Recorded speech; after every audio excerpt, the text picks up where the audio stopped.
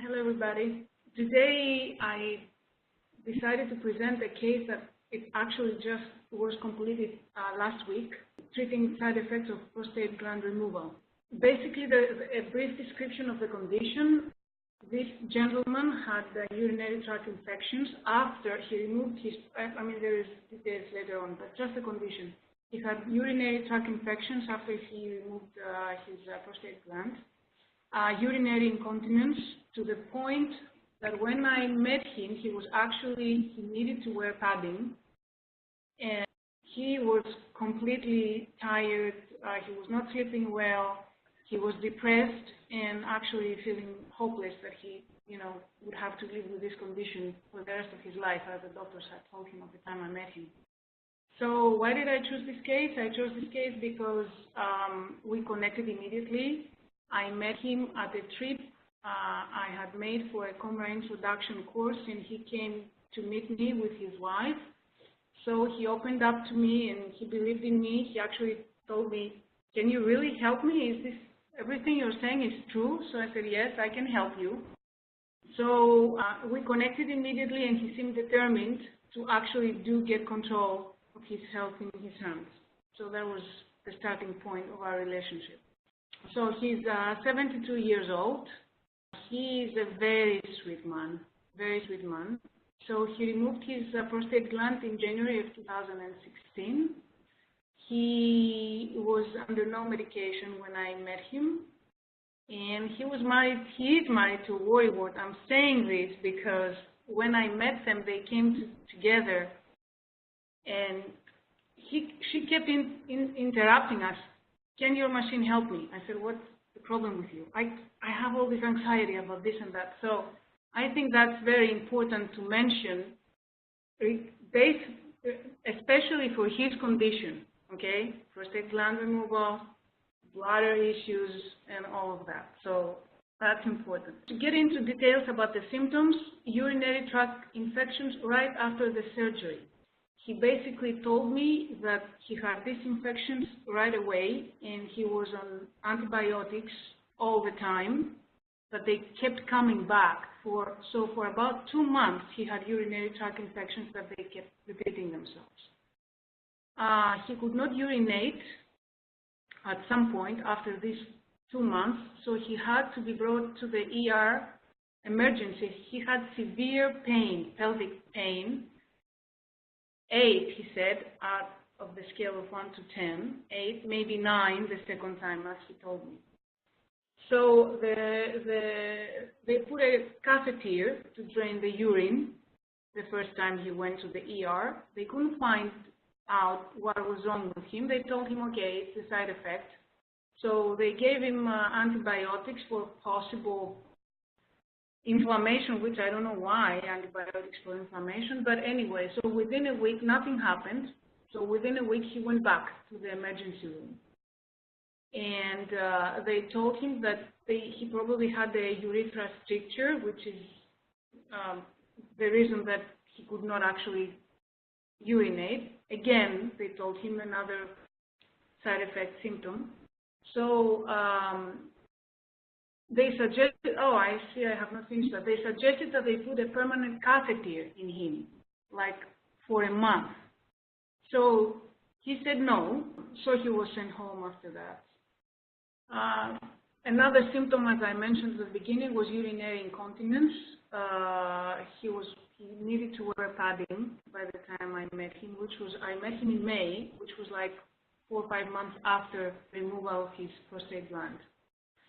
He also felt the need to urinate very frequently, but then he would go to the bathroom and the urine would not really be enough, and the flow would not really be enough, and the pelvic pain was basically killing him. So he felt he needed to, he had pain, but nothing was actually happening.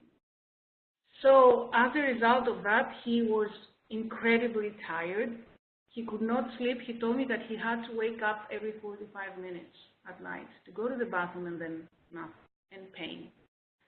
So he was depressed when I met him. He was really discouraged and hopeless, and the doctors didn't know why he was suffering so much, so they kept telling him, oh, it will go away, it will go away. So he was really, really discouraged and helpless when I met him. So in his desperation, and now I need to mention that we're talking about a couple who lives basically of a pension and is on Social Security medical system, which basically in Greece, if you don't know, it's non-existent at this point due to everything that is happening. So people cannot really afford to go to private doctors or private clinics, especially at this age, living off a pension. So he decided to go visit a private doctor, a urologist, whom he paid a good amount of money. And he told him that he was probably suffering from this interstitial cystitis. I mean, Greek words, I can say them in Greek, but when I need to say them in English, I have an issue. So let's call it IC. It's a bladder condition. Basically, when you have that, antibiotics don't help you.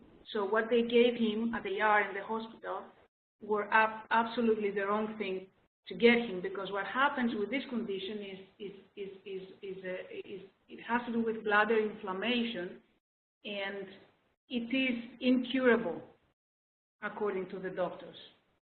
So what he did to my clients is he used, it's like a wire that they insert in the urethra and they basically widen it.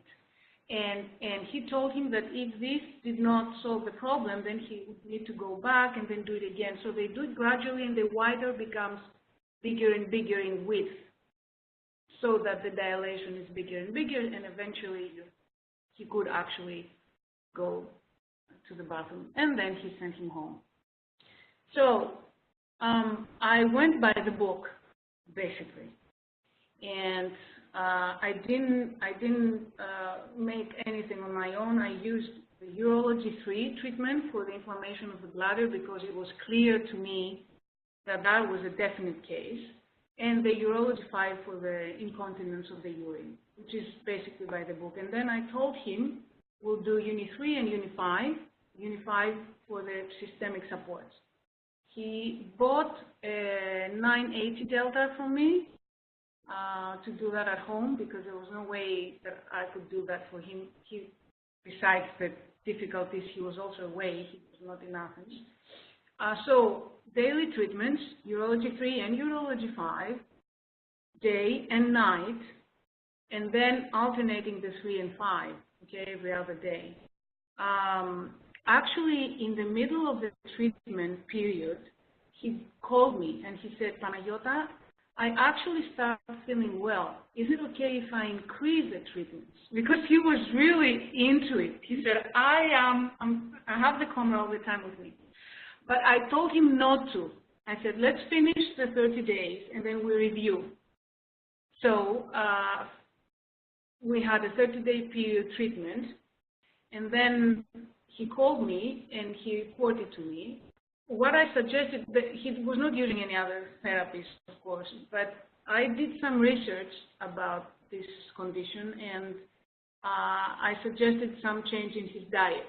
So, you know, if potassium was low and foods that were rich in acids, spices, beverages that contribute to bladder irritation and inflammation could help. So he actually did do that, and because I found out that his wife was actually cooking spicy foods, which is very rare for Greeks, but she was using it. So he cut down on those as well. So we had the talk after the first 30 days, and no urinary tract infections.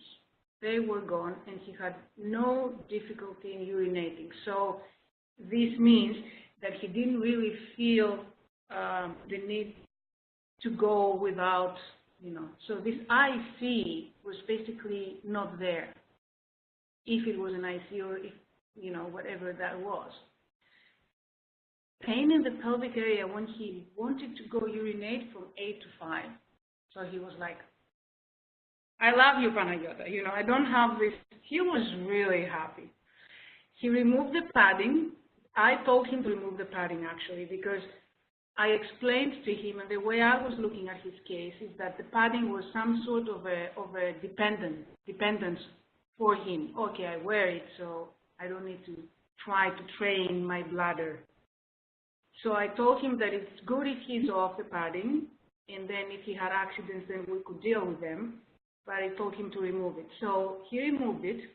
He didn't have any accidents, and he did have less trips to the bathroom, about 20%.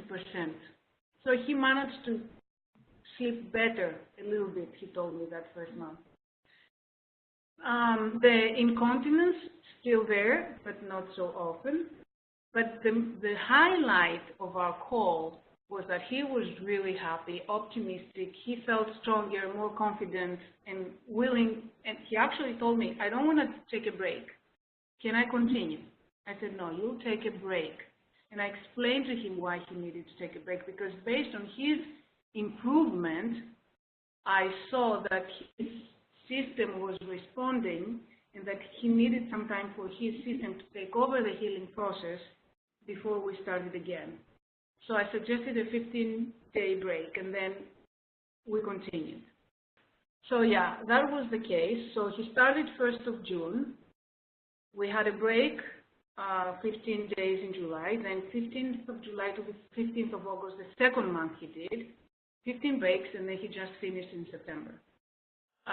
So what did he report to me? No urinary tract infections like before, no issues with urinating difficulty as before. This disappeared from the first month. Then the pain in the pelvic area decreased from 8, which went down to 5 the first month, and to 2 last week that I talked to him. Sometimes, he also told me, sometimes even 1 Panagiota, but I'd say 2. So I said, okay. He only takes 2 trips in the bathroom at night, which is actually, you know, I mean, a normal person may wake up once or twice, depending on what has consumed before he or she went to bed. So it decreased by 60%, the trips to the bathroom, so much better quality of sleep, longer hours. He was feeling really good about his sleep. He was very rested.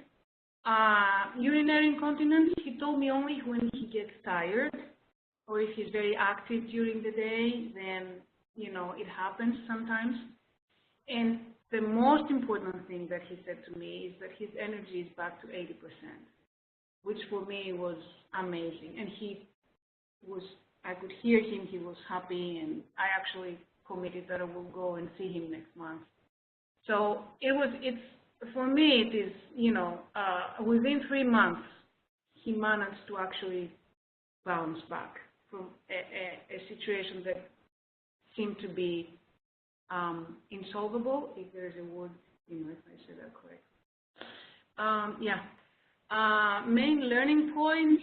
Okay, for me, having a client who is cooperative and believes in himself and that he can help himself is just huge advantage, and it has to do with what we discussed in the course about intent, about self-sufficiency, that yes, I can take control of my life, yes, I can do that.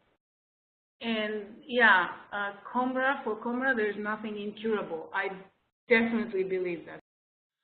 And yeah, that's my case. Thank you.